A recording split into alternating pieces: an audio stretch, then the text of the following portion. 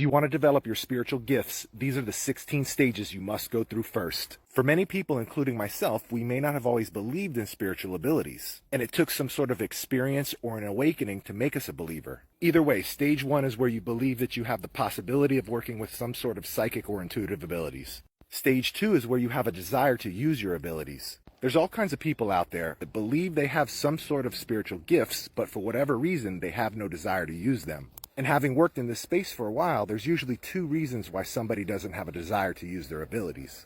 The first reason is usually they're self-conscious, they're afraid of what others will think. And the second is usually a misunderstanding to the level of difficulty that it takes to work with our spiritual abilities. Let me clear that one up right now because it is absolutely easy once you understand these steps, and anyone can do it. Anyway, once you have the desire to use your spiritual abilities, you're going to move into stage 3. Stage 3 is where we research and we try and figure out how to do it.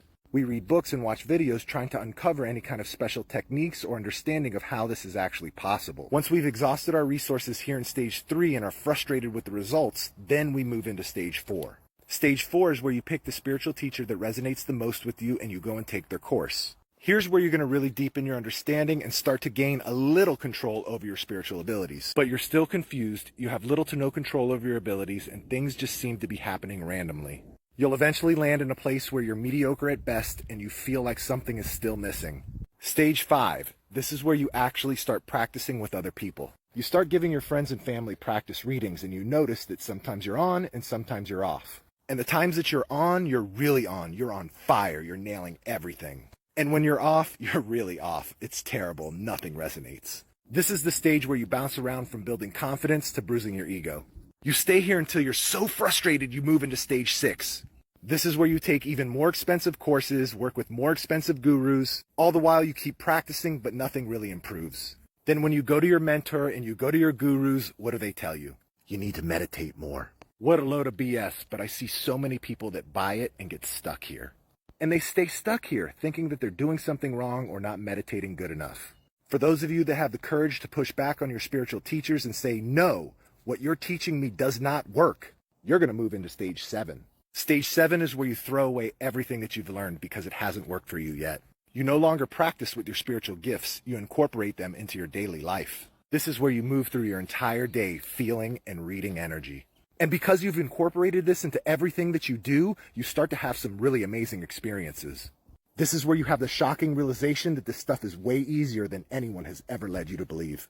That's when you move into stage 8. Stage 8 is where you go back to practice reading your friends and family.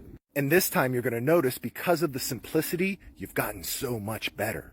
But there's still a roadblock that you're struggling to get past. Halfway through your readings, you feel like you're just making it up.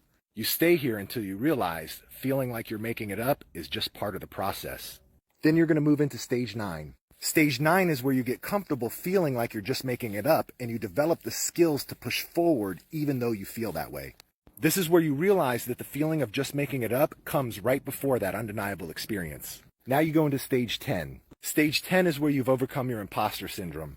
This is where you've built up some confidence from doing some amazing readings. So when you don't do as good, or if you're having an off day, you don't feel as bad. This is where you go into your practice readings feeling comfortable no matter what the outcome is.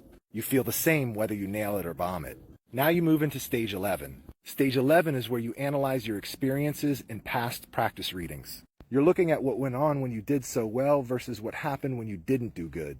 This is where you're going to start to notice some subtle things and start to make changes. Things like, oh, I was tired that day. Or there was something else on my mind when I was doing that reading. Whatever it is, you're going to start to bring an awareness to the reasons that you were off. Then you go into stage 12. This is where you not only realize the subtle things that make you off, but you also understand that it feels different when you're off. This is where you really bring an awareness to what it feels like to be connected and in the flow. This is where you learn the difference between your thoughts and imagination versus an authentic connection. Stage 13 is where you're still doing your practice readings, but now you're really using your abilities to make better decisions in your life. This is where you're really going to see your life improve because you feel more connected in everything that you do.